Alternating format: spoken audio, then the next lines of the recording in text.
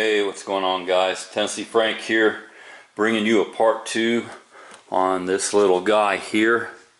And this is Glock 31 Gen 4. Of course, this has been safety checked. Yeah, rocking those big dots.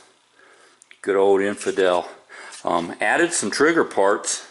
Went ahead and got the Zev Pro connector and their trigger spring, and seems to have made a bit of a difference. Of course, you can see right there.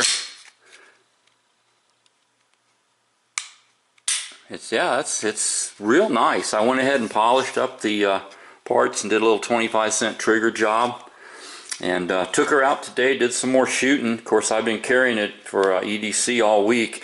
I've been using the Galco holster. Seems to put it on kind of an angle where it's just a little bit better to conceal. Here you can get the part number for this. But yeah, this is a really nice leather holster. I like that. And of course, rocking the pocket mag carrier with the SIG ammo. And went out and did some hand load testing today. So I'm going to roll in some footage of the chronograph. First 515 grain with long shot.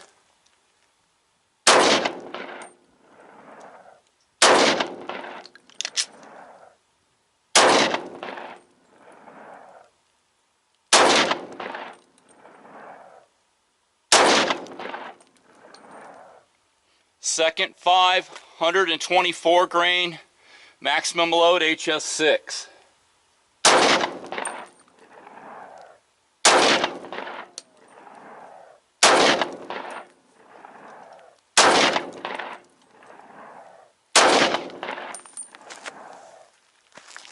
Like you saw, some of those numbers were pretty good.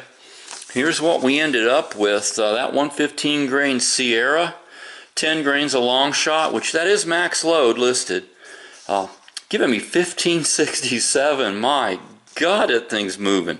627 foot-pounds. Got 300 more of these bullets on the way. What I'll probably do is go ahead and back that off 0.2 of a grain. No reason to push it max. Start running 9.8 for those, and it should still get me high 14s, maybe even touching 15. My 124 grain berries, I went ahead and did a max load of HS6 with those, and that's the heavy plated hollow base. Ended up with an average of 13-19, which is really good for a practice round. It gets you close to the specs of the factory ammo as far as like the SIG, which was what, 1386. So yeah, you're off a little bit, but for practice you don't need to be pushing it that hard. Yeah, 479 foot-pounds still. Really smoking results from the hand loads. I couldn't be more happier with this cartridge. I mean, it's just giving me some awesome results. Like I said in the last video, don't touch the sights till you put some rounds down range, and here's why. Went on out, and here's the first target with 5 of those hollow points. You can see right there, 3 of them right there dead center. And went ahead, and here's the hollow the berries, the heavy plate. I mean, they're hitting gray. They're hitting right there in the gray. So like, don't move the sights till you shoot. Did some XTPs that I loaded, 15 rounds. I think it was 15. Have to count them. But yeah, majority dead center. They're not left anymore because I'm getting used to the gun. Got a little bit better trigger in it, and I'm really buckling down with those sights and shooting.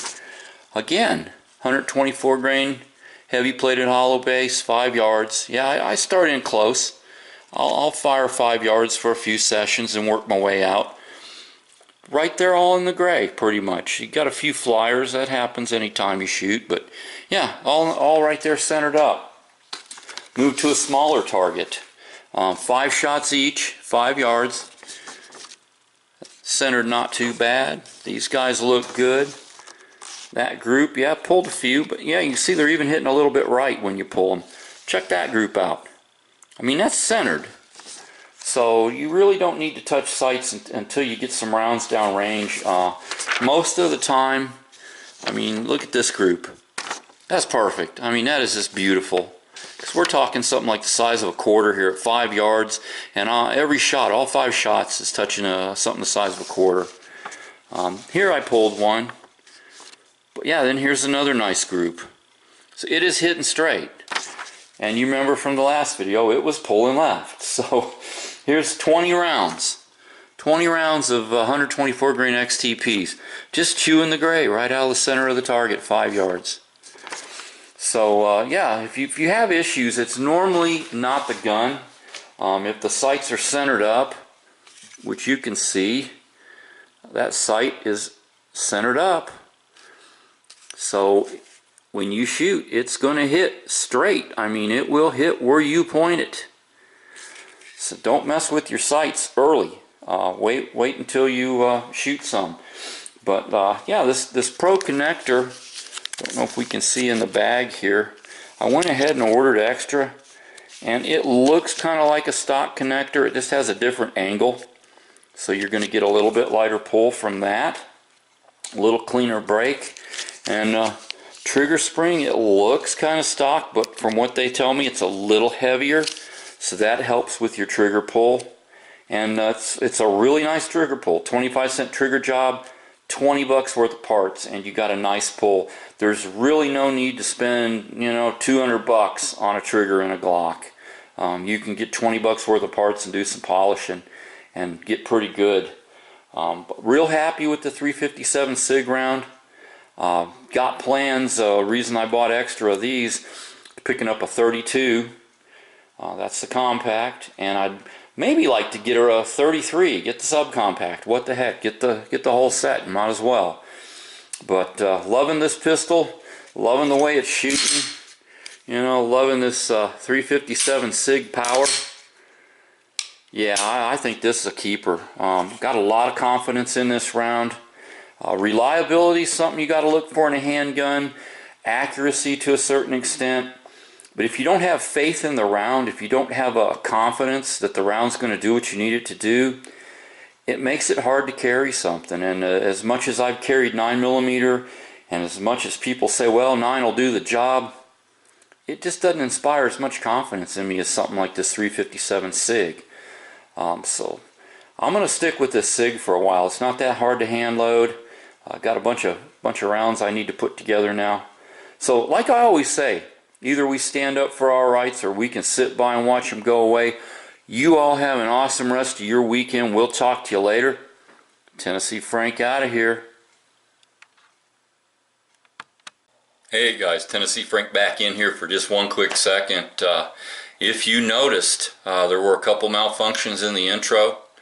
And during the chronograph session, one of the 115 grainers didn't feed. I'm not sure what's going on there. Everything else fed and worked 100% other than those 3 rounds. So I don't really think it's anything to worry about. Could just be a little bit out of spec. But I did want to point that out. I didn't get that during the main part of the video. But I wanted to point that out to y'all. Yeah, there was a couple failures for it to run up in there, and it locked back. I don't know, maybe I'm getting on the slide lock or something with my thumb. But wanted to just throw this in here real quick that yeah, we had a couple malfunctions there during testing. But other than that, out of the 100+ shots, I mean, it ran like a champ. And it wasn't anything that just pulling the slide back and letting her go didn't fix. So that's why I'm thinking either I'm on the slide lock or something minor. It's just something minor because it runs good other than that. But hey, Tennessee.Frank back out of here. We'll talk to you later. Y'all have a good one.